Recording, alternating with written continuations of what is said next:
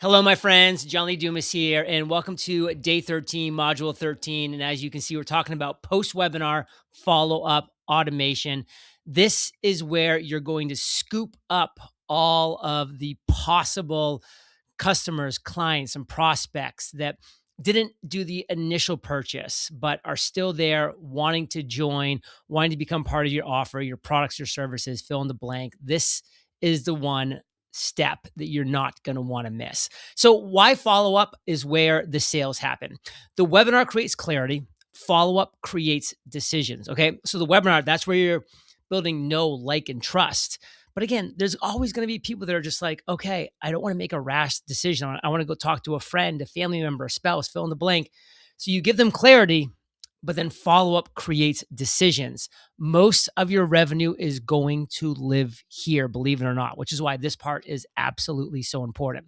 So there's three paths, there's not one. So every attendee is going to fall into one of these three groups. There's buyers, and we love those. We love buyers. We love attendees who become buyers because you've done a great job in the lead up sequence, building the trust, building the know, the like, the confidence. You did a great job on the actual webinar itself, and then they buy. That's awesome. But then, of course, there's non-buyers. And then, of course, there's no-shows. And we're going to treat these individuals differently for obvious reasons. So each group needs a different conversation. So we're going to get into that a little bit.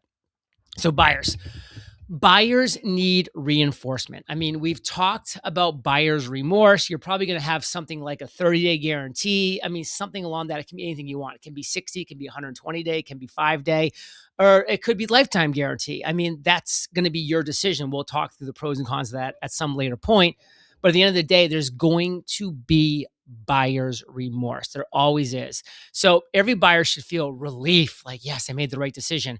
Confidence, yes, okay, this is where I should be right now. And then momentum, like you have to give them a really quick initial win. So they're taking a step forward in the right direction. They're just like, okay, I can do this. So follow-up is about success. It's not selling. Okay. It's about success, not selling. And I just want to make one more point about this with the buyers. A lot of people make the mistake when they have a buyer of just saying, okay, that's a buyer. I'm going to leave them alone now. I'm going to focus on other people. Like, no, like you have their money. They've made the commitments. Now you still need to focus on making sure that they know they made the right decision. Okay. Those are your most important people at this moment. Now let's move on. The non-buyers, they need certainty. Okay. Non-buyers, they didn't say no. They just said not yet. They have decisions to make, people to talk to, things to think through, and that's okay as well. So your job is to reduce hesitation, reinforce belief, and keep the door open. Let them know the door is still open. So we need to see you reduce hesitation, reinforce belief. Like have them be like, take a deep breath. I know you're stressed. Like you can do this. You got this. Believe in yourself. Believe in me. Believe in this product, this service, this program, whatever it might be. Believe in the outcome that I'm going to deliver to you. And then keep that door open. Be like, listen, we're here for you when the time is right. I'm here for you to answer questions. Now, the no-shows, they just need re-entry. Like they never showed up. So no-shows, they aren't disinterested. They were probably busy. And guess what? Most people are busy. I'm busy. You're busy. We're all busy. You're watching this right now. I value that. I really hope you're getting value from this, obviously. But no-shows, they just need re-entry. Like they made the decision once that they wanted to learn more. They wanted to hear more. Now they need re-entry back so that you can deliver to them on a massive level. So give them a clean re-entry point and a reason to engage again. This is where most people fail. They don't give people a reason to re-engage. Usually it's just something along the lines of like, okay, I saw that you missed the webinar. Here's a link to the replay, or here's a link to sign up again. It's like, that's probably not enough because again, they in a moment in time, they made the decision, they didn't show up. They're like, well, I can live without this. No, give them a reason to re-engage, okay? There needs to be a reason for them to get excited again because they were excited at one point, then they weren't excited enough to show up, so give them a reason to get excited again. So automation creates consistency. Again, because we're doing so much and we're doing so great when it comes to live value that we're delivering through this live webinar, through live Q&A, et cetera, you have to be maximizing automation because that's going to allow you to create the consistency that you need. Because again, you can't do everything all at once, all the time. So you deliver the live, but then, hey, it's time to step back and let your automation do the work. So Automation, it's not impersonal though. It's not just like, dear potential buyer. Like you want it to be personal. It's consistent, it's timely, it's calm. You hear me use the word calm a lot because guess what?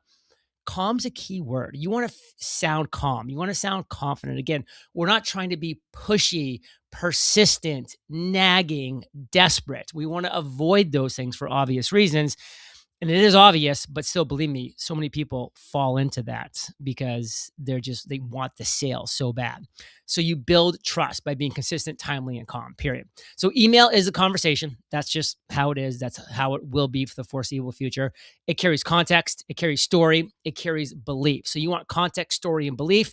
You're going to do that via email. It's where understanding deepens. Because again, people are going to be like, okay, like, I can just open this up. I can just read a little bit more. I can understand a little bit more on my own time. I didn't have to like join a certain webinar at a certain time. That was maybe during my dinner or my kid was screaming, or I had to like do X, Y, or Z, fill in the blank.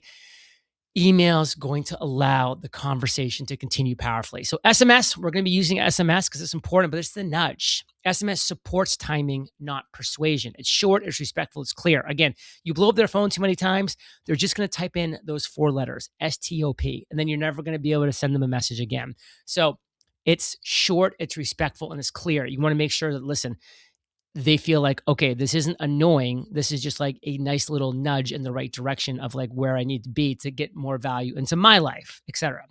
So there's no chasing. If you're chasing, the system is broken. Again, that's pushy, that's persistent, that's desperate. People smell that a mile away. A good system follows up, segments automatically, and invites action. So your day 13 outcome, what does it look like? By the end of the day, you should have your buyer automation live, your non-buyer follow-up live, your no-show re-engagement live, and your sales without chasing. That should all be in place. And tomorrow, we're going to lock in what the full engine is starting to look like as we start to get into the end of week 2.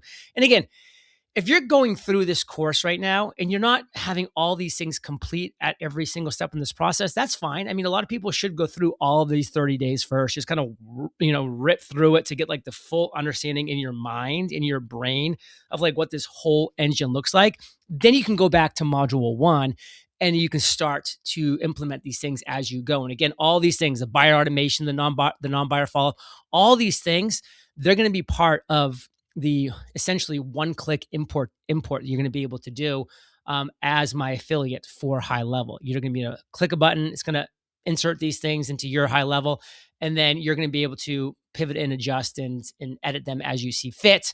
But at least you'll just have the blueprint. You'll have a boilerplate that you can move forward with. Okay. Power your weekly webinar engine. How? Well, with everything you need. We're talking one platform, zero duct tape. The weekly webinar engine runs best when everything is in one place. We're talking the funnels, the landing pages, the webinar registrations, reminders, email, SMS, calendars, bookings, payments, checkout, automations that sell while you sleep. It's all in HighLevel. I mean, why would you want to be duct taping all these things together when it's all offered in one single place? So become my affiliate. Get the bonus stack below. You go to highlevelfire.com. You sign up for a completely free 30-day trial. So try it for 30 days. It's usually a 14-day free trial, but because I'm a global ambassador, you can get it for 30 days for free. You're going to get a 15-minute strategy call with me, funnel templates, webinar registration flows, follow-up automations, conversion tests, and email sequences, weekly live office hours and support. This is the exact stack that I use to power my weekly webinar engine, and that's just how we roll. Build once, run weekly, because compounding results is what we're after here, and we're going to do this. So highlevelfire.com, get on over there, and of course, I'll catch you on the flip side.